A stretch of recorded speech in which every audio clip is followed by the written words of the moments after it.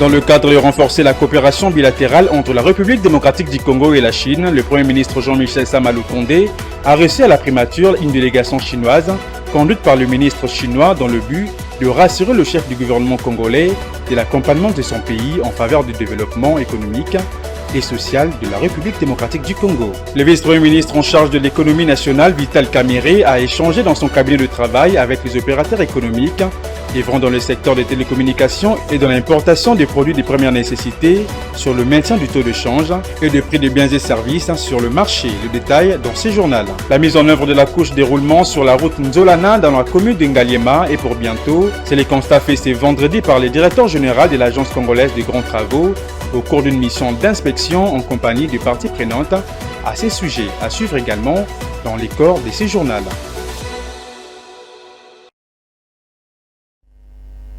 C'est tout pour le titre, mesdames et messieurs. Bienvenue dans cette édition du journal sur Ecofin Télévision. Tout d'abord, la République démocratique du Congo et la Chine entendent renforcer leur coopération bilatérale. C'est dans ces cadres que le Premier ministre Jean-Michel Sama Lukonde a reçu ce jeudi 3 août 2023 à la primature une délégation chinoise conduite par le ministre chinois assistant du département international du comité central du Parti communiste chinois, PCC en sigle. La délégation chinoise est venue rassurer le chef du gouvernement congolais de l'accompagnement de son pays en faveur du développement économique et social de la RDC. Patrick Lumbala. À son arrivée à la primature de la RDC, Zhu Rui, ce ministre et haut représentant du Parti communiste chinois, est accueilli chaleureusement par Jean-Michel Sama Lukonde. Dans les échanges, la mise en œuvre des grands projets socio-économiques en faveur de la RDC était au centre. Cette fois, ma délégation du PCC a plusieurs programmes politiques avec les hauts dirigeants de la RDC. Et celui-là avec le Premier ministre, c'est le plus important. Et en mai dernier, le président Tshisekedi a effectué sa visite d'État en Chine. Entre-temps, avec le président Xi Jinping, tous les deux ont hissé les relations bilatérales à un niveau de partenariat de coopération globale stratégique. Et ceci, c'est un grand pas en avant sur la base de l'amitié traditionnelle entre les deux pays. Et avec Monsieur le Premier ministre, nous sommes convenus de contribuer nos efforts pour bien mettre en œuvre les consensus des deux chefs d'État et par la voie des partis politiques, de nos deux parlements et de nos deux gouvernements pour enrichir ce partenariat de coopération stratégique globale. Et nous sommes convenus également pour la mise en œuvre des grands projets du socio-économique et aussi en tant que parti politique, le PCC est disposé à renforcer les échanges et coopérations avec les partis politiques de la RDC et le Premier ministre a dit oui. Il s'est de rappeler que la RDC et le pays du soleil levant entretiennent de très bonnes relations de coopération depuis plusieurs décennies. Ici, il est question de les renforcer dans le domaine socio-économique. Le vice-premier ministre en charge de l'économie nationale, Vital Kamerhe, a reçu le jeudi 3 août dans son cabinet de travail les opérateurs économiques œuvrant dans les secteurs des télécommunications et dans l'importation de produits de première nécessité. Leurs échanges ont principalement porté sur le maintien du taux de change et de prix de biens et services sur le marché, ce malgré les différentes mesures d'encadrement récemment prises par le gouvernement central. Au cours de ces dialogues francs avec les responsables de l'économie nationale, les opérateurs œuvrant dans les secteurs des télécommunications ont déploré la chute vertigineuse de leur chiffre d'affaires à la suite de la fluctuation du taux d'échange constatée à l'intervalle du mois de juin et juillet. Pour cela, ils ont sollicité l'implication du gouvernement pour sensibiliser les banques commerciales à se conformer aussi au taux d'échange actuel fixé par la Banque centrale du Congo. Revenant sur la principale problématique du maintien des prix sur le marché, ils l'ont justifié par les soucis de ne pas vendre à perte. L'occasion pour eux de solliciter l'appui du ministère de l'économie nationale pour discipliner le revendeur des services offerts par les sociétés de télécommunications, car estiment-ils, ils vendent à un taux d'échange supérieur au taux convenu avec les opérateurs. Dans leur troisième sollicitation, Ils ont plaidé pour l'uniformisation de la taxation en francs congolais à toutes les régies fiscales. Et les mêmes raisons ont été soutenues par les opérateurs œuvrant dans l'importation des produits de première nécessité. Au-delà de ces 3 sollicitations, ils ont par ailleurs réaffirmé leur disposition à soutenir les mesures prises par les gouvernements pour baisser les taux d'échange sur les marchés, tout en martelant au passage sur la nécessité du respect des taux d'échange actuels au niveau des banques commerciales. Je l'ai annoncé au sommaire de ces journaux, la mise en œuvre de la couche de roulement sur la route Nzolana dans la commune d'Ngalema et pour bientôt. Actuellement, l'entreprise chinoise Crec8 procède à la mise en œuvre de la couche de base. Le constat a été fait ce vendredi 4 août par le directeur général de l'ACGT, Nico Nzaou, au cours d'une mission d'inspection en compagnie de parties prenantes à ces projets. Lancée en octobre 2022 pour être achevée au mois de mai 2024, la route Nzolana pourrait être livrée bien plus tôt que prévu. Parmi les enseignements à tirer de la visite du directeur général de la CGT, effectuée ce 4 août 2023 en compagnie des parties prenantes, dont l'entreprise CISC et son sous-traitant Crec8, guidé par la mission des contrôles de la CGT, Nikonza Unzaouk, accompagné certains collaborateurs, a parcouru toute cette route qui va de la route Matadi à hauteur de l'Université pédagogique nationale en passant par les quartiers Malueka et Sangamamba pour ressortir sur l'avenue Mamaimo dans le quartier Kinsuka. C'est au total 8 km et demi. Toutes les contraintes qui pesaient sur ce projet sont en train d'être levées et l'asphaltage pour bientôt. Déjà, la mise en œuvre de la couche des fondations en grave concassé 0,60 est en cours. Nous sommes dans une zone très habitée. Alors, il y avait une petite route ici, à peu près de 6 mètres. Et maintenant, nous emmenons la route avec un gabarit à peu près de 14 mètres. Donc vous comprenez que nous étions obligés de pouvoir exproprier des gens pour pouvoir amener la route à une certaine dimension de réhabilitation et de modernisation. Donc, de 6 mètres, vous passez à 14, c'est 8 mètres qu'il fallait trouver. Et ces 8 mètres, eh ben, ça coûte de l'argent. C'est des maisons de gens, c'est des écoles. Nous avons tout fait pour pouvoir épargner certaines maisons comme les églises. Nous avons tout fait pour épargner n'est-ce pas, des couvents de sœurs. Mais nous étions obligés de pouvoir passer par certaines maisons. Et c'est là, malheureusement, un grand coût.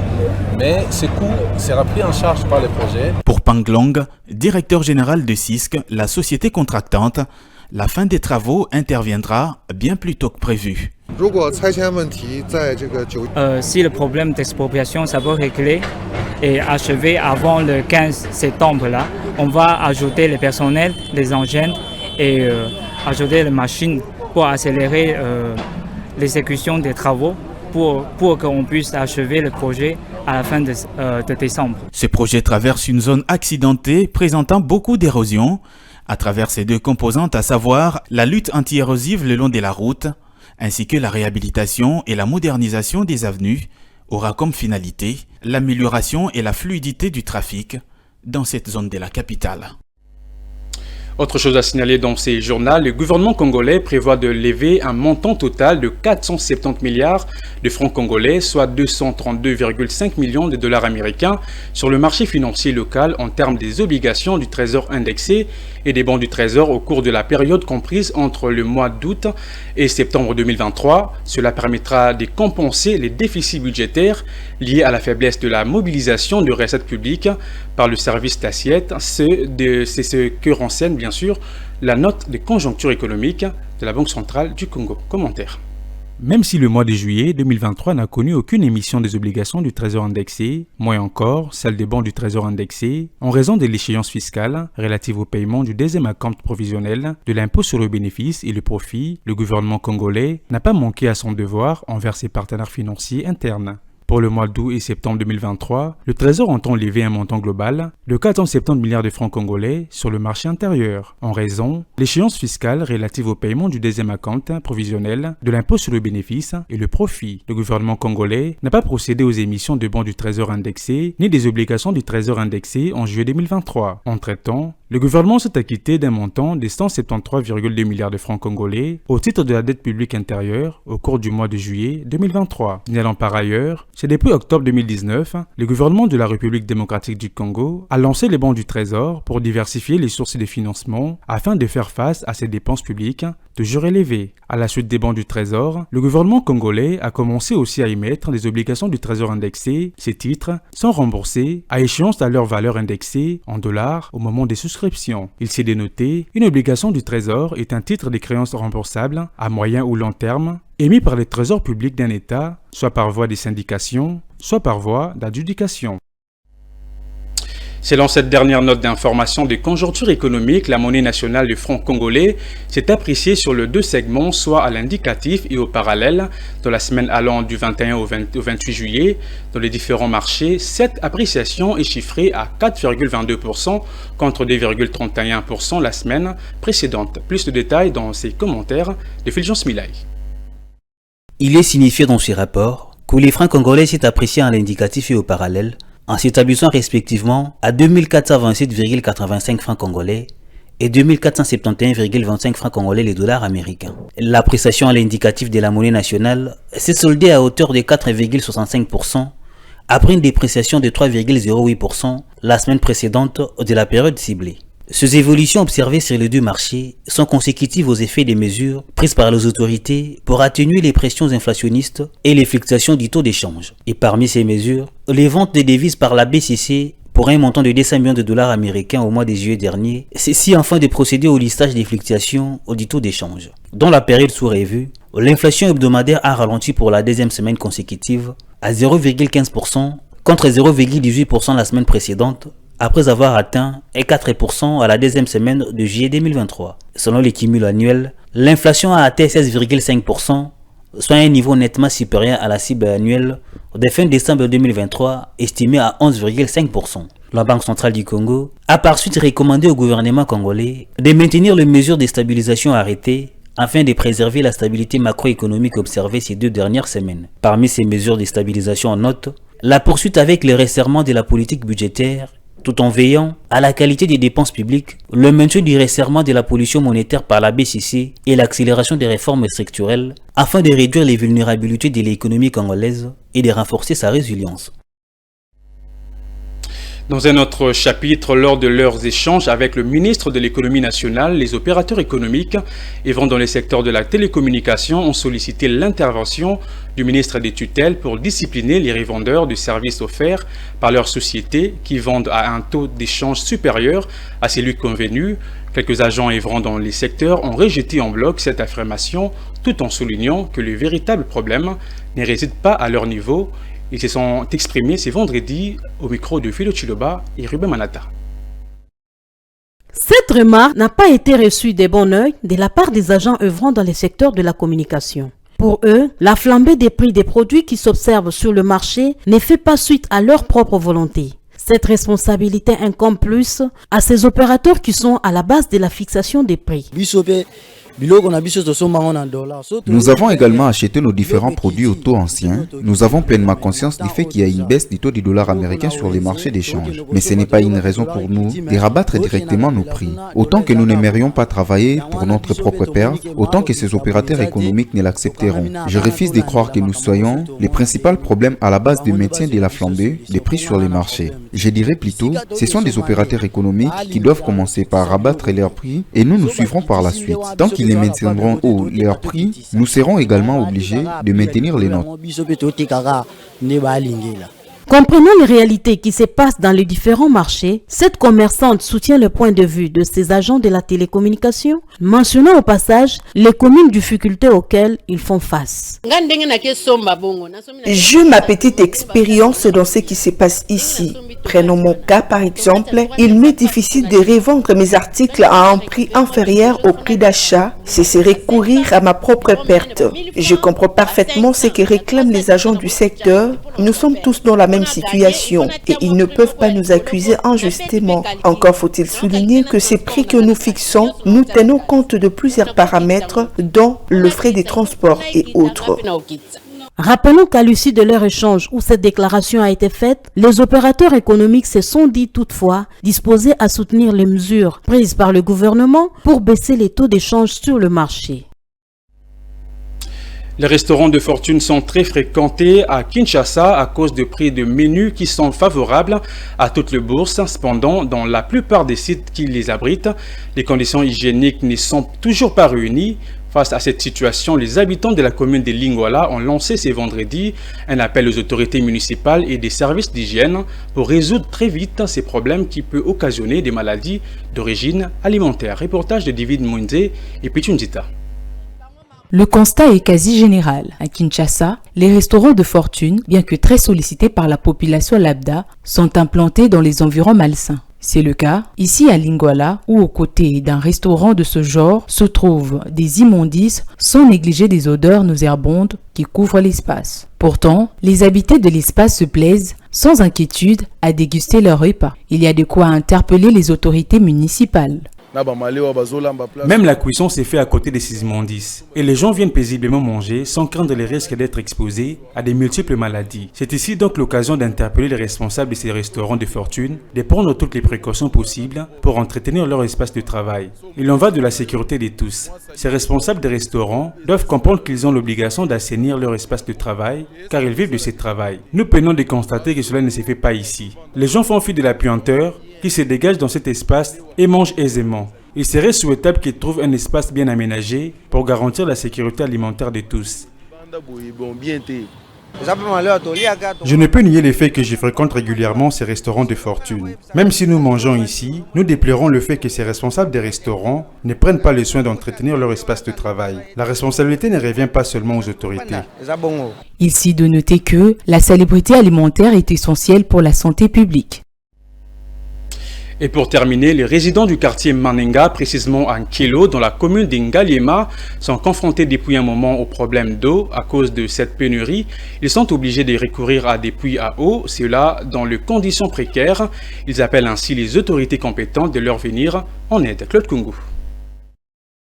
C'est dans des conditions précaires que les habitants de cette partie de la ville se procurent l'eau. Obligés de parcourir des très longues distances, ils recourent à des puits à eau pour décanter tant bien que mal cette pénurie. Cependant, ces puits sont exposés à des risques permanents d'infection des bactéries. L'occasion pour eux de lancer ici un appel aux autorités pour leur venir en aide. Au quartier Manenga, on a un problème d'eau potable. Ça fait un moment que nous utilisons l'eau de pluie. Nous lançons un message aux autorités compétentes de nous aider à ces problèmes qui est tant duré dans ces quartiers Manenga. La difficulté qui fait que dans le quartier Manenga, qu'on ne puisse pas avoir d'eau de la régie des eaux, ce sont les routes. Normalement, nous n'avons pas de route qui peut nous aider.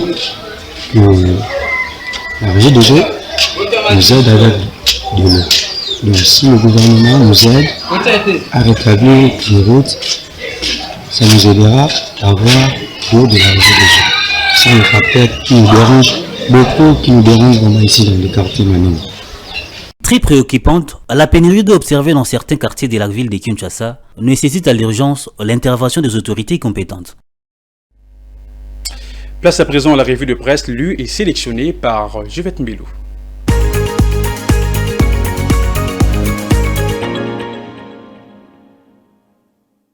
Mesdames et messieurs, bienvenue à tous dans cette revue de presse économique. Débutons cette revue de presse avec le journal qui titre « Les USA soutiennent le processus électoral en RDC et accordent 48 millions de dollars d'aide humanitaire ». Le confrère indique que, arrivé à Kinshasa le mercredi 10 août, en fin de journée, la secrétaire d'État adjointe par intérim et sous-secrétaire d'État aux affaires politiques Victoria Nuland a été reçue le jeudi dernier par le président de la République démocratique du Congo Félix-Antoine Tshisekedi Tshilombo. La rencontre entre les deux personnalités au bureau présidentiel de la Cité de l'Union africaine a duré plus d'1 heure. À en croire le journal, au sortir de l'audience, Madame Victoria Nuland a réaffirmé les soutiens des États-Unis au processus électoral en cours en RDC.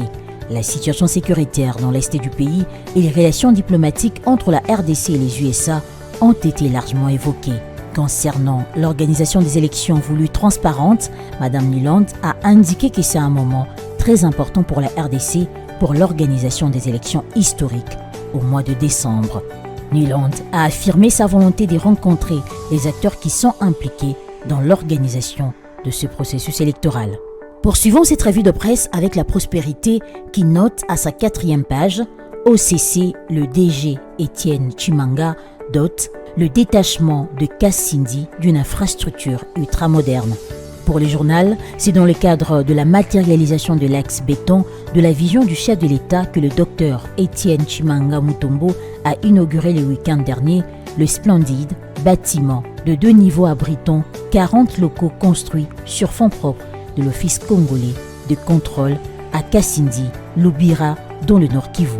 Bravant l'insécurité qui sévit dans cette partie de la République démocratique du Congo avec les incursions intempestives des ennemis de la République, notamment les ADF et les M23, le DG Chimanga et la délégation qui l'a accompagné ont foulé le sol de Kassindi à la frontière congolo-ougandaise le samedi 26 juillet 2023 aux environs de 10 heures après un parcours de plus de 673 km par route. Terminons cette revue de presse économique avec l'avenir qui revient sur le message lancé aux opérateurs économiques par Vital Kamerhe.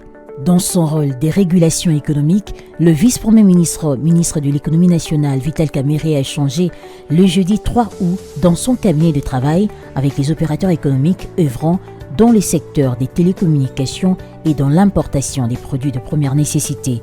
Le patron de l'économie nationale voulait avoir des explications claires sur le maintien dans la tarification de leurs offres et services du taux d'échange supérieur à celui officiel et dont la tendance est à la baisse sur le marché grâce aux différentes mesures d'encadrement prises par le gouvernement central. Le journal renseigne que, selon une dépêche de la cellule des communications du ministère de l'économie, les opérateurs œuvrant dans le secteur des télécommunications ont déploré la chute de leur chiffre d'affaires au cours du mois de juin et juillet à cause de la fluctuation du taux d'échange. Ils ont sollicité l'implication du gouvernement pour sensibiliser les banques commerciales à se conformer aussi au taux d'échange actuel fixé par la Banque centrale du Congo. Fin de cette revue de presse économique. Merci à vous de l'avoir suivi.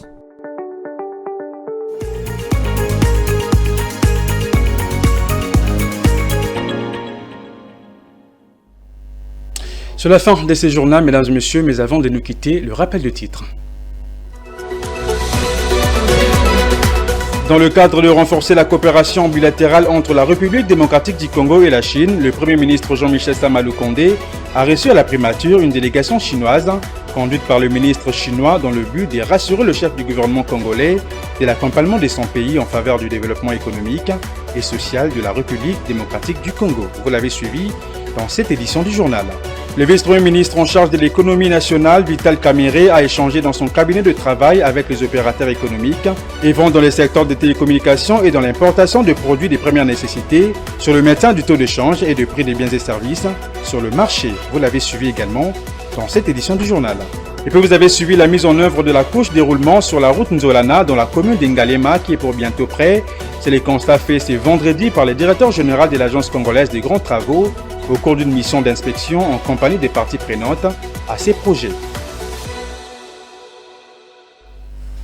Fin complète de cette édition du journal. Mesdames et messieurs, merci de l'avoir suivi. L'actualité reste en continu sur toutes nos plateformes YouTube, Twitter, Facebook, Instagram et TikTok. Portez-vous bien et bonne suite des programmes sur Ecofin Télévision. Au revoir.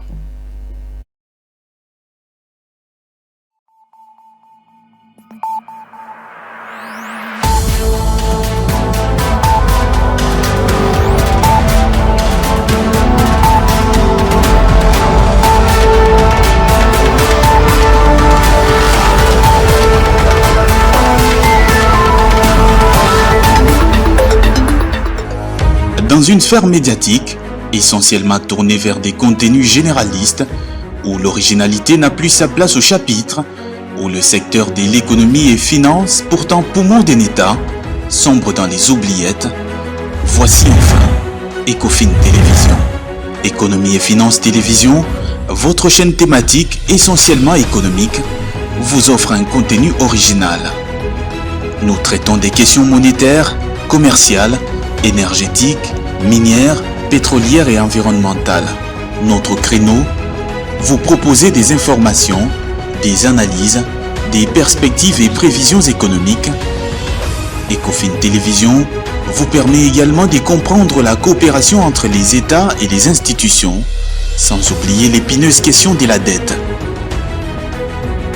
Ecofin Télévision, tout savoir sur les investissements, les échanges commerciaux, la balance commerciale et la balance des paiements, le taux d'échange, l'état des lieux de la lutte contre les détournements des finances publiques, la coopération bilatérale ou multilatérale.